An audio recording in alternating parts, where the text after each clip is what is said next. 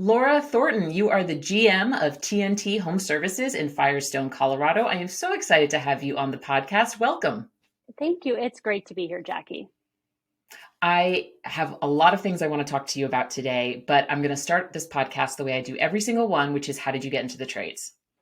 Yeah, so I had been in education, higher ed, for 20 years. I had an opportunity to manage a call center for a plumbing, heating, cooling, and electrical company 8 years ago, and jumped right in and have been in ever since. Oh my goodness, what kind of higher education in colleges and universities? What did that look Yeah, like? yeah, I was a director of admissions for trade schools, different trade schools around the country. Yeah, so I got to go and give presentations to parents and educators and students all across the US. And I had some clients internationally as well. All right, I did not know this before we jumped on this call, but I have to ask you, what was the sales pitch you would give to potential students about getting in the trades? Oh my gosh. It was funny. I was passionate about it before I even worked in that industry about how, non-traditional careers are the way to go and that college there's a college for everybody, but college isn't for everybody, and that there is a school for everybody. So yeah, we could go off on a long tangent on that. That's something I'm very passionate about. All right. Noted. We're going to put a pin on it, and I'm promising our listeners we're going to get back to this because I heard everyone's ears peak up in the future when they're listening to this because obviously that's a big thing that I talk about all the time on the show. Yes. Yes. But I'm really fascinated to learn about the trajectory of your business. You're still the GM of TNT Home Services, which you started with your husband, you said about 8 years ago, right? Or 6 years ago? We started 6 years ago. Yeah, we met 8 years ago. We started 6 years ago. Amazing. Yeah. So, when we first kind of spoke about what it was like for you to run a home service business, you mentioned that you believe that you have to be dynamic when you own a trade business, right? You believe that the second you go stagnant is the second you close your doors. So, how have you and your husband, Ronnie is his name, right? Yeah. Yeah, How have Ronnie. you and Ronnie had to pivot and adapt in running the business the last 6 years? Oh my gosh. If I back into it with the acquisition, that that decision was because we wanted to remain dynamic. And we knew that we wanted to give our technicians the best opportunity to make the most impact with our clients, friends, family, neighbors, but also for their personal lives. It didn't get lost on us that we were responsible for the lives of 20 other people and their families. And so we knew that in order for us to continue to grow, we wanted to partner with somebody who had an incredible vision, just like we did. And so over the past 6 years, we've been through a pandemic. When we first started, it was Ronnie booking, scheduling, running his own calls. It's almost hysterical to think about now because he was doing it on pen and paper. Um, and we ran the business out of our home. And at one point, I finally said to him, all right, look, we started 2020 with 3 technicians. We finished 2020 with 21 technicians. If I have one more technician show up at my house to drop off a check while I'm trying to feed my children, I'm going to lose my mind.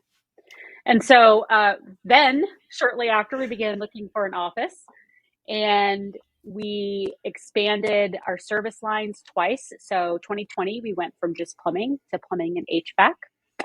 In 2022, we went over and offered electrical. So now we offer all 3 of those lines. And we have our office, and those days of Ronnie taking calls and running them himself are long gone. Oh my goodness. So you really did a lot of change in just a compacted 6 years. Most of the time when I talk to owners, they talk about adding service lines, expanding into new offices, investing in software, partnering with PE. That happens over at least a decade, maybe even more. So when you were talking to your peers in the industry, are they like, oh my God, you did that in such a short amount of time? Is that their reaction? Yes, and I think they question my sanity. And actually, I question my sanity every day as well, because it's like it's almost comical at this point. We've been so blessed and we're so grateful. But some of the trials and tribulations that we've been through, it's humorous to say the least. But you know what? I would tell you that with being dynamic, consumers are more savvy than ever. When we first started going into homes, platforms like Nextdoor were just getting started. And now we see folks going on to TikTok to learn how to find their shutoff valve. What? Like, I never would have predicted this 8 years ago when I was in the industry, right? So we're finding that we have to be chameleons. We're always having to reinvent ourselves to ensure that our clients have the best resources available. That's awesome. TikTok's actually come up quite a bit on the show already. I spoke to Armando Ramos a few episodes ago. I want to say he's like episode 96 or something. He actually went completely viral on TikTok with his plumbing how-to videos. And then I had Leslie Harpole on a few episodes ago as well, and she talks about how she leverages TikTok. So is that a channel that you guys are interested in at TNT as well? Stay tuned. We actually just started posting on TikTok. We have an office cat, Tortuga, who I predict will become TikTok famous. Um, for sure, he's a best friend of the technicians here and the office staff. But yeah, I mean, it is. Look, the generations that are on TikTok. I mean, it spans from my mother, who sends me TikToks almost daily, all the way down to like my 13-year-old. So it really is hitting everybody in between. Yeah, and it has this search function. Like for me, obviously, I don't run a service business, but I'm really interested in like how to do my hair and how to make up. And so I'll always ask for those tutorials. So I'm thinking just right now as we're talking, how what an opportunity for folks in the service industry to build trust with consumers and show that you know what you're doing with like simple at-home fixes. Yes, but to show that you're human too, Yes. right? A lot of times calling a plumber, in fact, my mom in Florida last night called us because she had a burst pipe in her house and was phoning a plumber, right? There's nothing we could do when we were right there, but calling a home services business is something that most folks don't expect to have to happen. And so it can bring some anxiety. And so I think making us real, making us relatable, making us, folks who aren't out there to con you. Home services oftentimes gets a bad rap. You've talked about it before. Like, I want everybody to be able to relate to us. And so that's just one more channel to do so. Got it. Yeah, I 100% agree. I'm also going to need a photo of Tortuga, by the way, to post on the podcast page when this goes live. So just FYI, just putting that little nugget into your brain. Yeah. Well, he caught on fire a week and a half ago. He's okay. I do want to tell you that, but the office cat caught on fire at the office, actually, while my CSR was booking a call. And she booked the call, stayed calm. My service manager went over, put him out. It was a very long story, but he's okay. No damage to Tortuga. He has survived. Yes. Oh my God. How did that even happen? Completely off the topic. How did that even happen? Was there a candle or Uh, something? lesson learned. Our new CSR knows that candles are not okay to have at our desks anymore. We're going to go down to the melt to the warmers. But she had a very long wick, and she was over here booking the call, and the cat jumped up to get some cuddles in the morning and caught on fire. So he's a long hair cat. Now one side he's a short hair cat. But no animal like abuse or anything like that. He's a very happy, healthy cat. He loves it here. And he's a survivor. All right. And cats are curious. Moving on. So going back to dynamic and like pivoting and being lean and being able to shapeshift into all the things that you need. Did you go into starting the business with Ronnie with this mindset in mind? I don't I don't really know that we had a vision, a plan, an idea of what we started 6 years ago turning into what it is now. So I'd be lying if I said yes. We literally sat down one night on our couch. We had ideas for the name of the business. We drew out a logo. We had a family text chat trying to come up with like confirming our motto. Um, and my husband said to me, I don't want to be one of those massive service companies that never or that loses touch with their technicians, that never relates to their technicians anymore. That was like the one thing that we knew we wanted to be. And we've stayed true to that. But I think that as we grew, we realized we had to leverage technology. That was just something we had to do to not only keep up, but to thrive. Because there are so many amazing plumbers in our community, right? There's enough business to go around and then some. But what makes you different? What makes that connection between you and the plumber next door? What makes you different? And so we had to jump into using things like ServiceTitan, right? We've been with ServiceTitan 2 years now. Never would have thought we would be using such a like robust platform when we started 6 years ago. And I know that Ronnie's a master plumber. And now that I know about your higher ed background working as a representative of trade schools, giving the technicians that type of security, those benefits, that was probably always embedded in your personal DNA in addition to the company's, right? 100%. It's funny.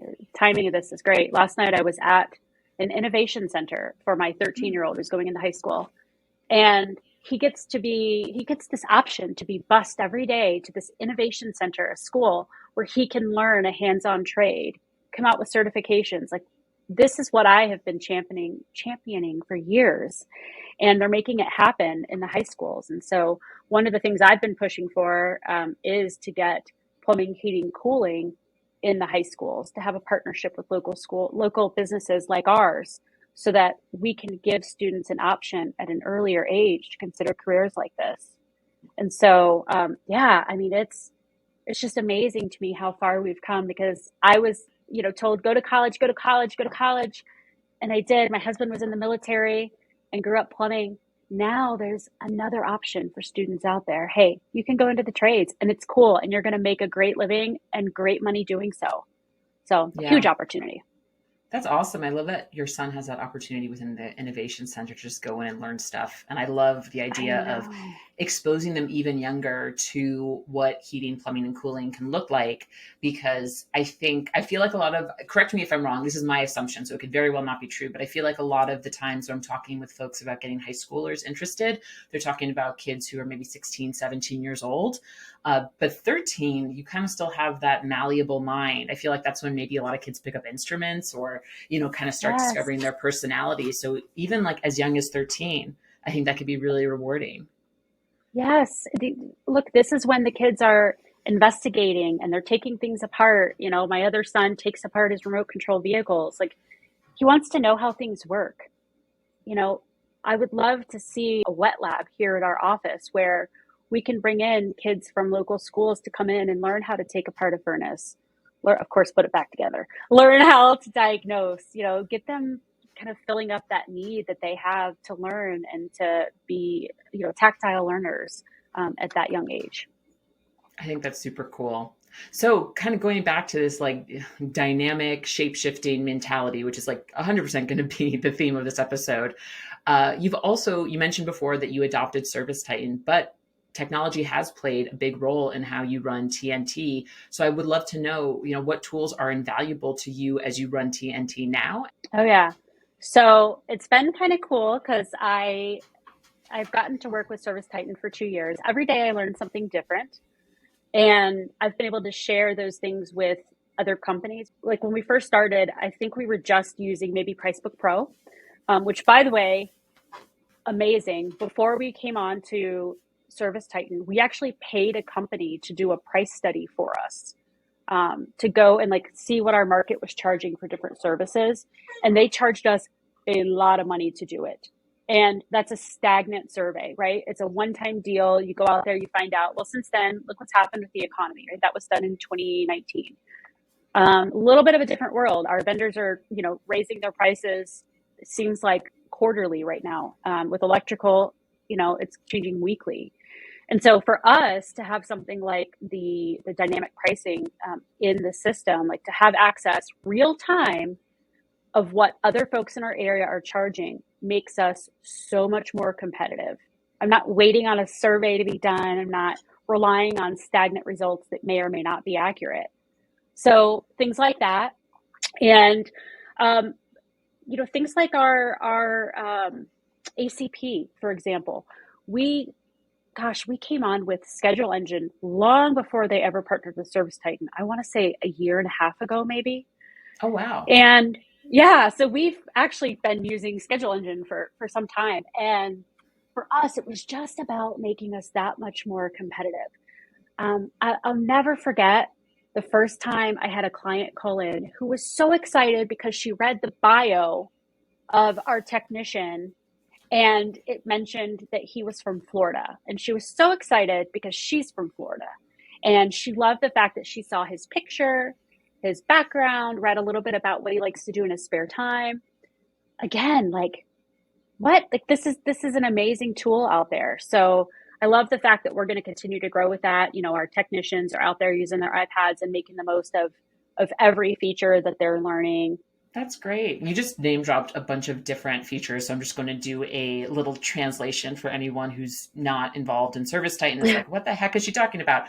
So you're talking about pricing insights, which basically gives you data onto like how you should be adjusting your pricing based on vendor data, and also, I believe, also from geographical data, correct? Yep, And exactly. then ACP is adjustable capacity planning, which is essentially like, I do such a bad. I've worked for ServiceTitan for 6.5 years. Can you explain adjustable capacity Yes, planning? I can. Yes. So ACP allows us to put in what technicians are available based off of a schedule and to kind of indicate to ServiceTitan how full we want that schedule to be so that folks who are online looking to schedule service, that it ensures that we're never overbooked and that we're staying away from being underbooked. Case in point, we had a snowstorm here a couple days ago. We left some more availability for no heats, right? Because we knew it was going to be like a high of 20 degrees, something crazy like that. And so we made sure that online folks were only able to see a certain number of appointments because we wanted to have room for the emergency clients the next day. So that's ACP. And it just allows you to make sure that you've always got that room for what you need. Nice. And you mentioned Schedule Engine, which is an online scheduling tool that now partners with ServiceTitan, and it enables folks to book right on your website, which is always great because, as we know, customers do not like to pick up the phone ever, ever, ever, myself included. Yes. And actually, I said dynamic pricing too, which dynamic pricing is also a feature that we love, which that's a whole other podcast, I think, which is pretty amazing. But that too allows us to ebb and flow as our vendors are changing their material prices on us. It makes sure that we're not losing any of our margins. That's awesome. I'm so happy to hear that you've again been able to adapt and be dynamic and pivot to all of these things. Like you took technology and you realized what it could do for you, and then you just went full hog on it. And you're like, okay, I'm going to use this to run my business in the most efficient way I can. Which, like, going back to how you've done so much in a short amount of time, like adopting all of those technology features, like that takes so much brain power, and I just want to credit you for it. Oh, thank you. Well, I'm a tech nerd. And I oftentimes feel like I maybe should have gone into something with tech because if there's like a new tech toy out there, I want to try it, right? Mm-hmm. That's my jam. Whereas my husband, comes from the very traditional background of plumbing where, all the new technology was kind of mind blowing for him. And now he's embraced it and just like, all of our technicians have. So I love it. Why not use it? Let's work with it and not against it, just like technology in the schools. A whole other conversation. Yeah, for sure. All right, so we're going to move on to one of my absolute favorite things to talk about in the trades, which is you are a woman in the trades. You are also an owner. Well, now you were an owner, now you're the GM of TNT. So I would love to know how being a woman in the trades has affected your life, both personally and professionally. Yeah, this is something that doesn't get lost on me. Um, I recently spoke to a group of middle schoolers about my career. And I remember one of the young men in the class who actually happened to be, I coach cross country, and he actually happened to be one of my athletes. And I think he finally realized what I did for a living. And he goes, wait, so like you run the whole thing? Like everybody reports to you? Like you're in charge? And I said, yeah. And he goes, but you're not a plumber. And so it blew my mind like, yeah, this is what the kiddos see. This is like perception versus reality. And so I've tried to be outspoken as much as I can, go into career days, volunteer so that folks can see an opportunity in the trades is not just being a plumber, even though I happen to be married to one. Isn't being an electrician necessarily. You can come in and you can do marketing. I have a fantastic office manager. I have a great marketing team that I get to work with. There's so many opportunities, and so I've tried to open minds to that. And I think that being a woman in the trades is a really, really powerful thing that we should be proud of, and we should share what we're doing, and we should share the impact we're making. You know, um, to me, every single morning when I get here, I make an attempt to go back and chat with the guys, back in the tech area, have conversations, like listen to what they're, and I say guys, we don't have any women technicians just yet, but if you're looking, we're always hiring. Um, but we go back there and chat, and I get to know them, and like the things that to me gender doesn't really change is I still want to get to know my technicians.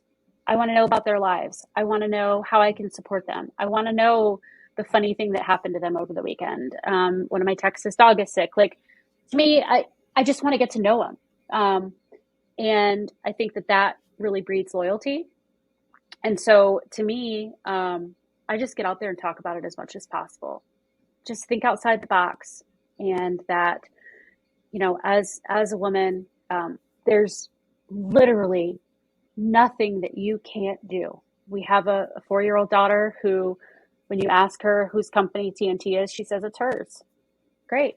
I hope that one day, whether she decides that she's going to stay in the family business, right, or she's going to be president of the United States, do what you believe is going to make you the happiest, is going to give you purpose, is going to impact others in a way. And I'll tell you, to me, that's at the end of the day, that's what it's about. Like the impact that we've been able to make on this community in 6 years. That's just, I pinch myself because we have served so many clients. We've helped them in days that could be very, very tricky, calling you have a flood in your house, right? You have no heat. You have an elderly person who's, doesn't matter, man, woman, color, ethnicity, it does not matter. Just make sure that whatever you're doing, that you are making the most of it. Yeah, I love that. I love how you're tying this all back to how you've impacted the community at Firestone. I think that's wonderful. I'm going to throw you for a bit of a loop because in the last few minutes, I've just been blown away by how composed you are and what a great speaker you are. And I can hear someone listening to this episode and thinking, oh my goodness, that woman, Laura, has her entire everything figured out.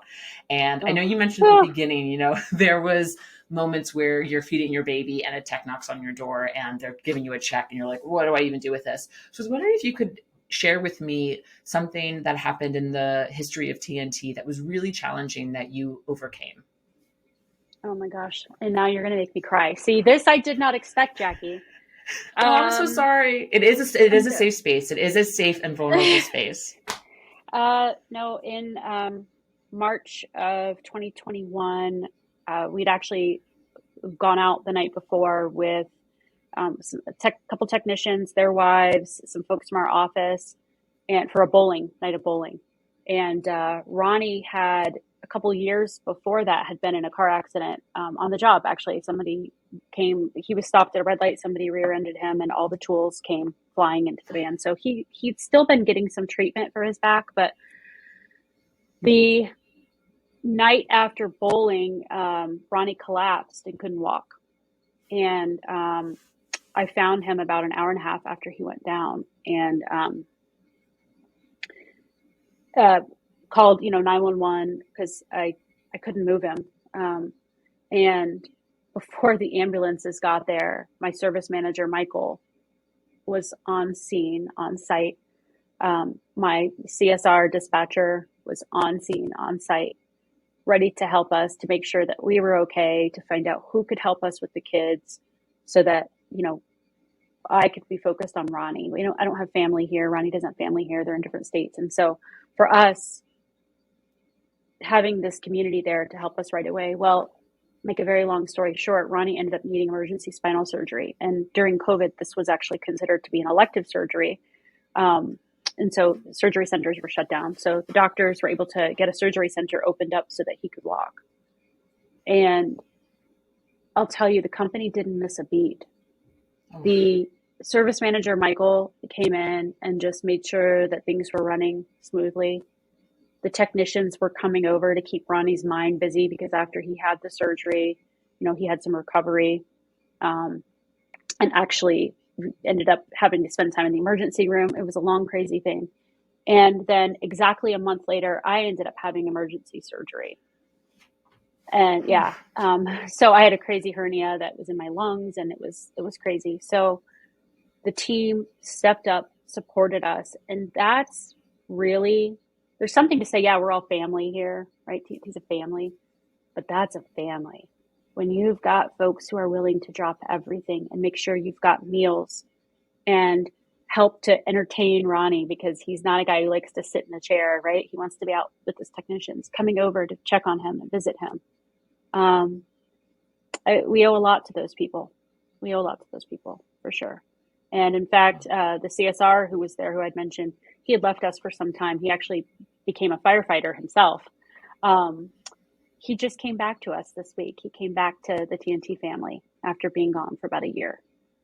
And that means a lot. Yeah, it means a lot that we made enough of an impact on somebody who made that impact on us, that he wants to come back and work with us again. Oh my goodness. Someone must be cutting an onion in my kitchen, which is odd because I live alone. So it's a ghost. It's a ghost cutting an onion. I was not expecting that answer, but I want to really thank you for sharing that. That is really beautiful. And it's very clear to me that you and Ronnie have built something incredibly special. And yeah, I just, well done. Bravo. Like there's an onion here in my office too. So thank you for that. There's definitely the irony of all this, or the part that we can laugh about, is that Michael, our service manager, he, at the time, we actually had 2 repurposed ambulances in our TNT fleet, digital camo. They were beautiful. And Michael happened to be one of the drivers of one of the ambulances. So his ambulance made it to our house before the real ambulance did, which was the irony of all of that. Yeah, it's great. Oh my God. All right. Well, I mean, I don't know where else we're going to go from there, honestly, but I would love to know, what's next for TNT, and how are you and Ronnie gonna, I know you're still at the business, so what's next for you guys? What are you planning to do next? Yeah. So we are, in the transition phase right now of learning the new processes to help support us. The fact that we have people, I'm still not used to having people say, "Hey, do you want me to help set up technology for your new hires?" What? Like, I've never had help doing this. I've just done it for 6 years. So for us, I think we are taking it one day at a time. Our intention is to continue to grow, and continue to have our strong presence here in the community. But we know that there's more of an impact we can make. We really want to refine our service lines, make sure, for example, that our electrical line, which has been a little trickier than the others, make sure that we've got that down, make sure that we've got the best technicians out there. And the way that we're going to do that is by showing them, that we're using the best technology. We've got the best benefits. We've got the best time off policy, all of that. And so we're not going anywhere. We're hanging out. We're going to be here for a while. That's our plan. This is our plan. This is our retirement plan. This is, our children's college fund plan. This is all of that, right? And so for us, TNT is our number one focus. And we just really at this point are soaking up the resources we're getting and trying to pass along as much as we can to our techs. I love that. And I just remembered, you have to tell me a little bit more about when you were in higher ed for trade schools. Like, tell me one or two things, especially the folks who are contractors listening, who are like, how do I get more technicians? How do I solve this hiring crisis? How do I get more people interested in the trade? So just all of that, I just word vomited at you. What are some things that people should be considering? Call up your local high schools. Just start one high school at a time. Find out where the career centers are, if they have an innovation center or a workforce development center. I know that, it's different. It's called something different in every market, but contact them and let them know that, hey, look, we're looking to recruit at an early age for these trades. Can we come in and give career day presentations? I used to go in and do personality tests with the students so they could help kind of see what personality style they had and what careers might match and how much money they might be able to make, right? Start there. Start one high school at a time. Once you've got a great group under your belt, go to the school district, look for partnerships, partner with them, and show up at things like college nights, because college isn't necessarily going to be a fit for everybody. But for that kiddo who may feel like, gosh, I don't feel like I belong here, but man, I sure love to take things apart, put things back together and design things. That's the kid that you want, right? So start early, start often, get out there, do these career fairs. That's my best recommendation. I love the idea of them going to a college night and then just having like a big banner that says like tuition $0, career guaranteed. Yeah, why not? You know, Yeah. ultimately, Yeah. in all the educators, and I mean, in 20 years of higher ed, right? I don't even know, thousands of educators. Every single one of them has something in common, and that is that they want their students to succeed. What that success looks like isn't going to be the same, and they don't expect that it is. You know, I think that, again, maybe, you know, when I was in school, maybe the direction was, yeah, what percentage of your kids are you going to get to go to college? It's not that way anymore. And so I think that if we can bring to these schools the opportunity to partner with local businesses, to be feeder programs. We had an intern earlier this year out of the county. The county paid a good portion of their wages for them to come work for us, to get hands-on experience as an electrician. Like, there are these resources out there that they're begging for folks to use. You just have to know where to find them. That's awesome. All right. We are going to end this incredibly dynamic conversation, sticking on brand, with my favorite question of all time. If you had to choose a song to be the soundtrack of your life, Laura, what would it be? Oh, all right. Gotta go with my girl, Kelly Clarkson. Kelly, if you're listening, I love you. Broken and Beautiful by Kelly Clarkson. We have a young lady who has kind of taught herself, has learned the lessons on her own terms, has worked incredibly hard, has made mistakes, fallen on her face. At the end of the day, though, she's done it her own way. She's bigger, better, stronger than she was when she first started. And I'd like to think I've got a little bit of that in me. Beautiful, beautiful answer, Laura. Thank you so much for taking time out of your very busy day and joining me on Toolbox for the Trades. Oh my gosh, Jackie, so nice to be here. Thank you again for the invite.